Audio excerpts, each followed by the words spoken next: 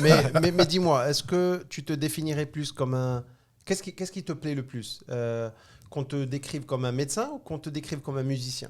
Mec, tu sais quoi? Parfois, pour déconner, quand je vais à des soirées où là, je rencontre des gens que je ne connais pas, ils me disent: tu fais quoi dans la vie?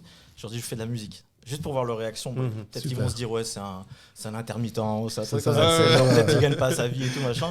Et parfois, pas tout le temps, mais parfois tu vois un peu de dédain, genre Bien sûr, il a raté, forcément. il a pas fait d'études et tout machin. Malheureusement, c'est l'image qu'on a C'est ça, quand on dit surtout qu'on un est sur des musicien. musiciens. C'est plus un hobby qu'un métier ou qu'une. C'est un écorché vif. Voilà, exact. Il vit avec du Sidi Ali.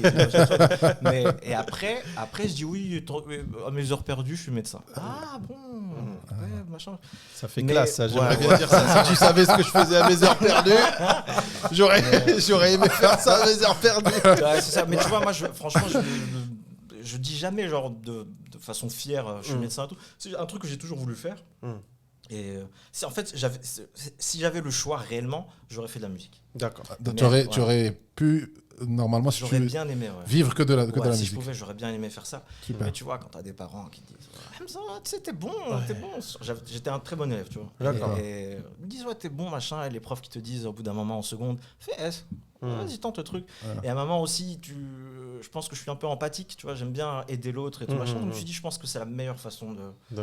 Et à côté, hors de question que j'arrête la musique. D'accord. Elle a dit: même si j'ai des examens, même si machin, de façon générale, je pense qu'on peut en parler après. Bien sûr. Quand tu adores la musique, parfois, notamment si jamais tu fais du rap, dès que tu entends une instru, même si c'est de la house ou ce que tu veux, t'es là. Alors, quelle flow. De quoi je pourrais parler, tu vois, donc je pourrais jamais arrêter d'une certaine façon. Pour moi, c'est même vital. La musique dans nos vies, c'est vital. Moi, je pense que nous tous, ça nous apporte tellement de choses, ça nous a tellement apporté de choses, ça va encore plus nous apporter, vu ce qu'on vit aujourd'hui. Vous imaginez une vie sans musique, c'est juste inimaginable. Alors, tu sais, il y a un truc qui me revient à l'esprit, c'est un jour je regardais à la télé Pokémon. Le mec qui faisait Tout le monde en parle. Non, j'ai jamais été trop Pokémon. Mais le mec qui faisait. Il y a un poster. Je le cherchais, tu vois. Ah ouais? Merde, je l'ai pas enlevé. Le mec qui fait Tout le monde en parle, Ruquier. Il avait un monsieur qui. Tout le monde en parle, c'est Ardisson. Non, pardon. Ah ouais, alors Ruquier, on n'est pas couché. Et il avait un monsieur qui était marin, etc. Un homme assez âgé. J'ai oublié son nom. De Clairsozon, qui disait il n'aime pas la musique. Il écoute jamais de musique, ni à la radio. Qu'il est marin. C'est quand même. C'est la première fois que j'entends que quelqu'un n'aime pas la musique. De ne jamais mettre la radio, jamais mettre la musique. Il y en a aucun style. Alors lui, c'est particulier. De Clairsozon, c'est particulier parce que c'est un marin et il a fait des choses extraordinaires. Il a fait des traversées du monde, l'Atlantique et tout. C'est aussi un écrivain. Et donc il te dit: moi, ma musique, c'est quand je suis sur le bateau et quand j'écoute la nature, que j'écoute l'océan. Pour moi, rien ne peut perturber ça. Donc c'est une autre musique qu'il aime lui. Mais c'est vrai qu'il y a des gens qui n'ont pas forcément un goût musical, mais moi, je pense, après, peut-être que c'est un peu, comment dire, arbitraire ce que je dis, mais c'est comment on grandit. Quand on grandit avec des parents qui écoutent de la musique tout le temps, je pense que tu grandis avec dans tes oreilles, donc tu développes l'oreille, l'envie d'en écouter, surtout ils écoutent de toute la musique et tout. Moi, j'ai des amis aussi qui n'ont pas grandi dans la musique. Il n'y a pas de musique chez eux. Mais ils n'écoutent jamais de musique. Ils montent dans la voiture, le réflexe, c'est pas de mettre... Moi, ça m'intrigue. Ça m'intrigue. C'est ça qui m'intrigue. Après, il y a un autre truc qui moi, me désole aussi, c'est ceux qui se prétendent aimer la musique et qui, dès qu'ils rentrent dans la caisse, ils mettent la radio, Hit Radio. Et je trouve ça... Désolé de dire ça, mais on ne peut pas vous imposer 15-20 morceaux qui vont tourner pendant 2 mois et vous allez écouter ça. Ouais, vous allez écouter donc c'est des réflexes. C'est des réflexes. Moi, j'ai jamais allumé la radio dans la caisse. Tu sais, j'ai ma playlist. D'accord, tu mets ta playlist. Moi, je suis comme toi. Mm. Je suis comme toi, excuse-moi, je t'ai interrompu, mais moi, je trouve que, bien sûr, je critique pas Hit Radio, c'est une radio qui marche quand même assez bien. Mais la critique que je fais, c'est que je pense que Hit Radio, elle essaye de faire des programmes. musicaux qui plaisent un peu à tout le monde. Mais c'est pas possible. C'est un modèle qu'on appelle commercial, même si c'est pas le bon mot. C'est que c'est un système. C'est-à-dire que grâce à Hit Radio, des chanteurs vont pouvoir faire de la musique. Après qu'on aime ou n'aime pas, c'est un autre débat.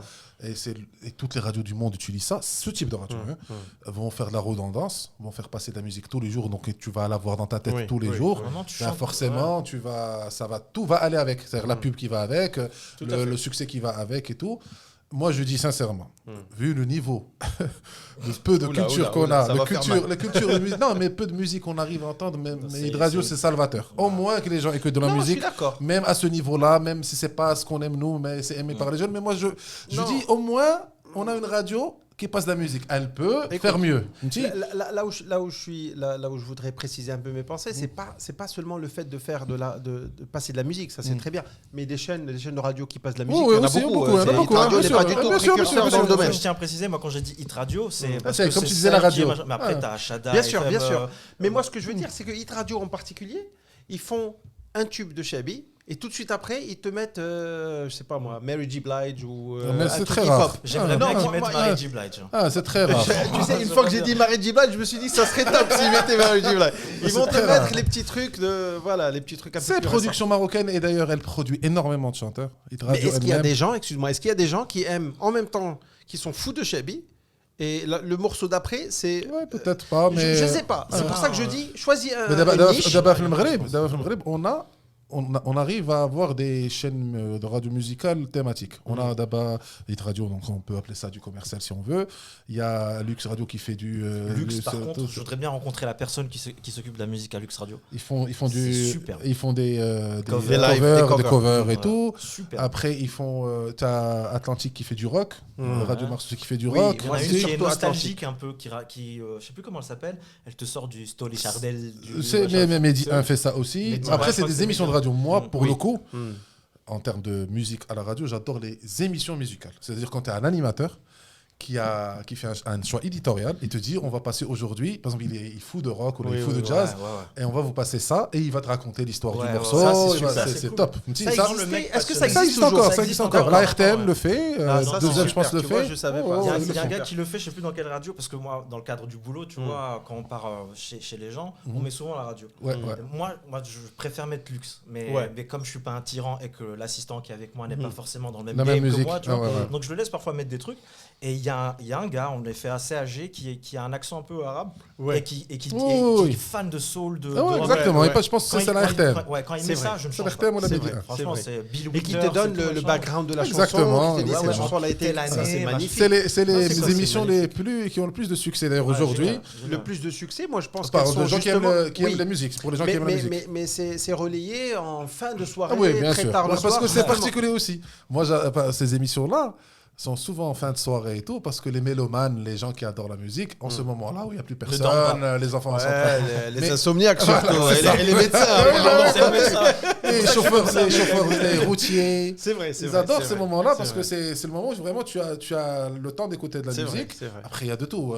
Tu peux avoir, si on prend les formats français, où il y a tu vois, maintenant tu as chaque style à sa radio. Oui, maintenant, et ça c'est super. Moi j'aimerais bien qu'on arrive à ça aussi. Parce que, par exemple, Énergie aujourd'hui, tu peux l'écouter en numérique en France, mais c'est juste, à un moment donné, c'est impossible d'avoir autant de choix. Ils te mettent les musiques des années 90 où ils te mettent tel chanteur, tu peux écouter que ça numériquement.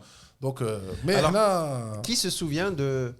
j'imagine que quand je dis qui se souvient, c'est rhétorique, vous vous en doutez bien, mais MTV Base... Voilà, MTV, Viva Drive. Et après, petit à petit, les différents M6 Black, M6, c'est mais magnifique. Je te jure, au bout d'un moment, parce qu'en fait, j'aimais tellement la musique que j'attendais certains clips juste pour pouvoir les revoir. Exact. Et donc, du coup, t'es là 3h04, non, je connais ça, c'est mon avec les Dante et Thomas, MTV Base, Miss California, tout ça. Ça c'était magique. Mec, mais ces chaînes, elles ont disparu. Alors je sais pas MTV pourquoi. Base, Barakay, non? Mais MTV à la base ne passe plus de musique. Il y a beaucoup de télé-réalité. YouTube a tué tout le monde. YouTube, maintenant c'est bon, tu peux plus. La télé, même la télé, tu la regardes plus. YouTube. Maintenant, c'est l'artiste que tu veux, c'est toi qui vas aller le chercher direct. C'est pas toi qui attends, tu dis putain. Et d'ailleurs, elle a tellement raison que cette façon de regarder ou d'écouter la musique. ça paraît, je sais pas, on a l'impression de parler de 50 ans, alors que ça fait même clair, pas 10 ans que ça a changé. Ça va trop parce vite, que nous, on mettait les chaînes et on attendait la musique. Aujourd'hui, tu t'obliges à réfléchir de la musique que tu veux entendre pour aller la chercher. Vrai. Et YouTube, forcément, un algorithme bête et méchant, va te proposer que ce qui a trait à cette musique. Tu vas pas découvrir grand-chose. Exactement. Tu vas rester dans Tu vas rester dans le même C'est système. vrai.